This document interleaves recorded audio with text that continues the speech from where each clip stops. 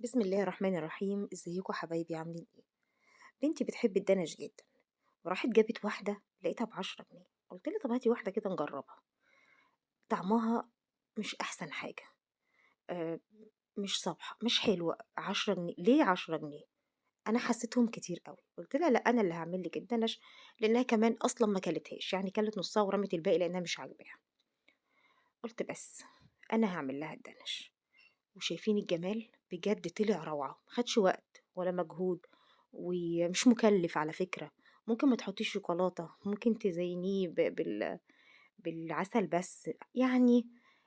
تقدري تاكليه بطريقة مختلفة، يعني مش لازم حتى تاكليه مسكر، ده انت ممكن تاكلي نفس الحاجة من غير ما تحطي لها الحاجة اللي بتسكرها او العسل او الشوكولاتة او الزواق ده خالص. العجينة حلوة جدا، شايفين مورقة ازاي؟ تحفة بجد، في منتهى الجمال. طعمها بقى طبعا حلو جدا جدا جدا، والتوريقة ما حصلتش، وسهلة قوي.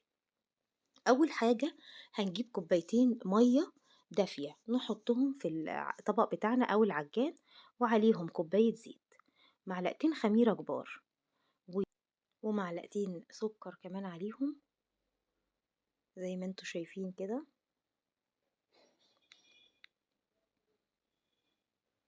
كمان هننزل عليهم بمعلقتين لبن بودرة، وهنقلبهم كويس قوي، وهنسيبهم حوالي 10 دقايق لحد ما الخميرة تتفاعل كويس قوي.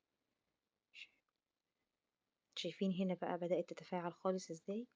هننزل عليهم بالدقيق، انا مجهزة 4 كوبايات ونص دقيق، وعليه منخولين وجاهزين اهمت. هننزلهم كده بالراحة، وهننزل عليهم كمان بمعلقة كبيرة بيكنج باودر.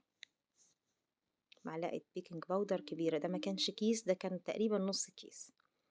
رشة ملح بقى كمان عليهم، وهنبدأ نعجن. اعجنيها بقى بإيدك بالعجانة المتوفر عندك اعملي.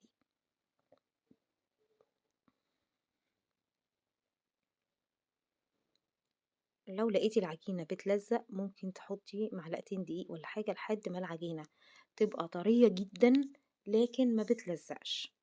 مهم قوي العجينة تبقى طرية قوي، بس مش بتلزق. هي هنا طرية جدا، هي باينة حتى عليها في الفيديو ان هي عجينة طرية جدا، مش ماسكة بقى، مش متماسكة يعني، لكن مش بتلزق.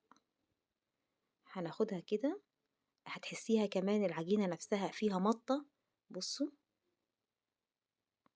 وهناخدها ونفرش دقيق، وننزل بالعجينة بتاعتنا ونلمها آخر لمة كده على ايدينا حوالي 3 دقايق.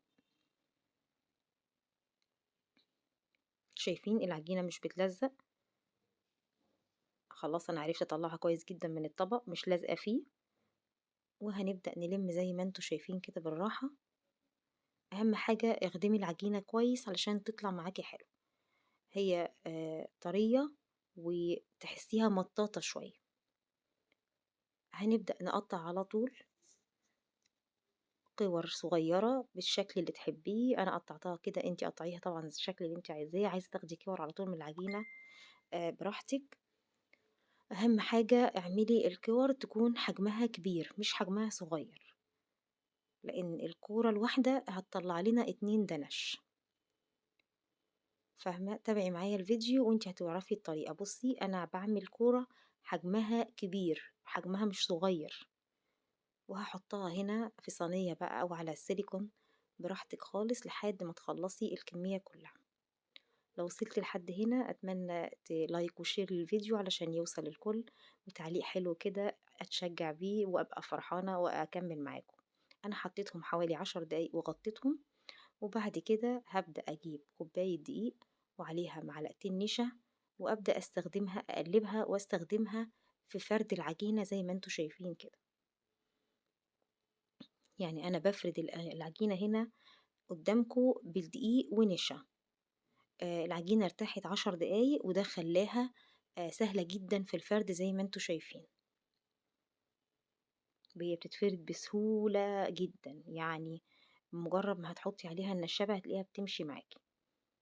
حتى لو اتقطعت طرفها مفيش أي مشكلة، يعني لو في حتة اتقطعت منك في النص في الطرف عادي، كملي بالراحة ورشي كده رشة دقيق وكملي، هتظبط معاكي مفيش أي مشاكل. كمان أنا معايا نص كوباية سمنة أو زبدة وعليها ربع كوباية زيت، وهنبدأ نستخدمها زي ما انتوا شايفين كده. ندهن كده. أنا عملت الأول بالمعلقة وبعدين لقيتها بترفع العجينة معاها، فقلت لأ أنا أعملها بإيدي علشان أبقى حنينة على العجينة أكتر. هنبدأ كمان نقطعها من النص زي ما انتوا شايفين. تابعوا طريقة التقطيع كويس قوي، لأن هي الفكرة كلها بعد المكونات بتاعة العجينة في طريقة التقطيع والفرد دي. شايفين أنا باخد طرف العجينة كده وأكشكشه بالراحة كأنك ماسكة ورقة وبتكشكشيها، زقيها بس. بمجرد ما بتزقيها هي بتمشي والطبقات بتبقى فوق بعضها من غير ما تحسي، بالراحة جدا.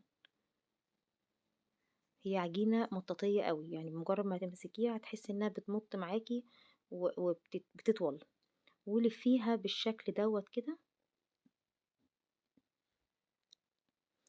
بالراحة من غير ما تكبسي العجينة وتضغطيها لجوه.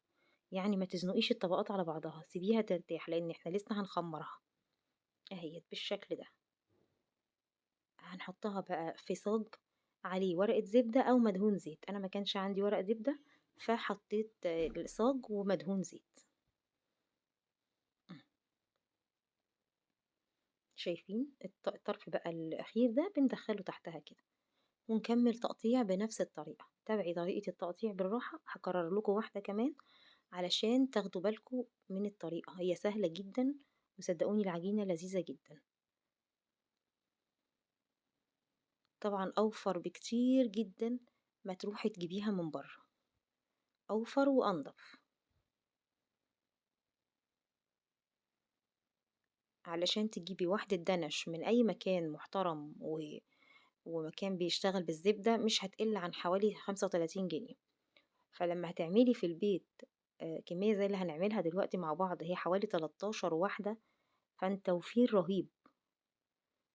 فاهمين يعني التوفير رهيب. يعني لو انت هتجيبي الواحدة ب10 جنيه، وده طبعا مش هتتاكل يعني ومش هيبقى ليها أي طعم، هتترمي، يبقى انت برضه رميتي ال10 جنيه في الشارع.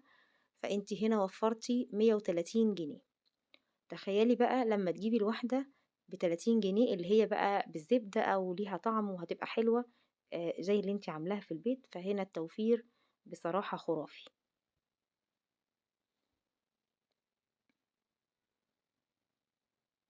افردي بالراحة، افردي قوي، احنا عايزين سمكها خفيف جدا.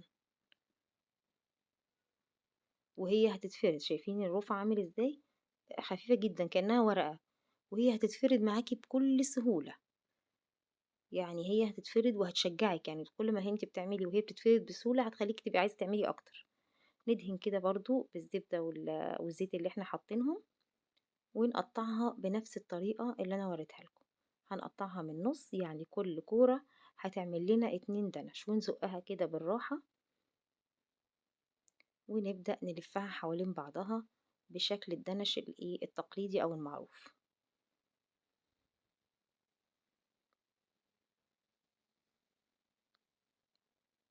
نلفها بالراحة على الهوا كده، ما نلزقهاش قوي او نكبسها عليها. كده انا خلصتهم، وكمان هغطيهم وهحطهم يخمروا حوالي ساعة لان الدنيا ساقعة. بصوا كده هم خلاص خمروا، شايفين الحجم تضاعف ازاي. مجهزة كمان بضاية وعليها رشة فانيليا صغيرة، وهبدأ أدهنهم كويس. ودهني بالراحة علشان الطبقات ما تبص منك. يعني امشي زي ما أنا ماشية كده، لفي حواليها كأنك بتلفي حواليها ماشية مع الطبقات بتاعتها بالظبط. ما تسيبيش ولا حتة ما ترشيش عليها أو تدهنيها كويس. والفرن كده سخن على 180. انا خلاص كده ولعت الفرن ودخلتها كده الفرن كمان اهو. شايفين جميلة ازاي؟ الفرن حلو وشغال كمان المروحة بتاعة الفرن لو هي عندك. لو مش عندك، بمجرد ما هتاخد لون من تحت هتقفلي الفرن وتشغلي عليها الشواية تاخد اللون من فوق. مم. شايفين؟ بسم الله ما شاء الله، في منتهى الجمال. لونها حلو. انا هنا برضو زي ما قلت لكم طفيت الفرن من تحت لما خدت اللون الجميل ده وبدأت واستوت، وقمت فاتحة عليها الشواية عشان تاخد بقية اللون ده. هنا بقى عندنا معلقتين شربات عادي جدًا، شربات تقيل، أو معلقتين مربى، وطبعًا ده يبقى أطعم. أنا هنا حطيت معلقتين مربى ومعلقة واحدة بس شربات. في الشارع بيعملوها بمربى مشمش، ما بتبقاش لطيفة أوي. أنا هنا بصراحة كنت حاطة مربى فراولة وعليها معلقتين شربات عادي من التقيل، ادهنيها كويس أوي كده وهي سخنة. كمان كان عندي شوكولاتة سيحتها وقمت عاملاها كده بالكيس بتاع الحلواني أو الكيس التلاجة زي ما عندِك، واعملي بيها الشكل الجميل ده. لو عندِك شوكولاتة بيضا كمان هتحطيها، في منتهى الجمال. أتمنى يا رب يكون الفيديو عجبكم واستفدتوا منه.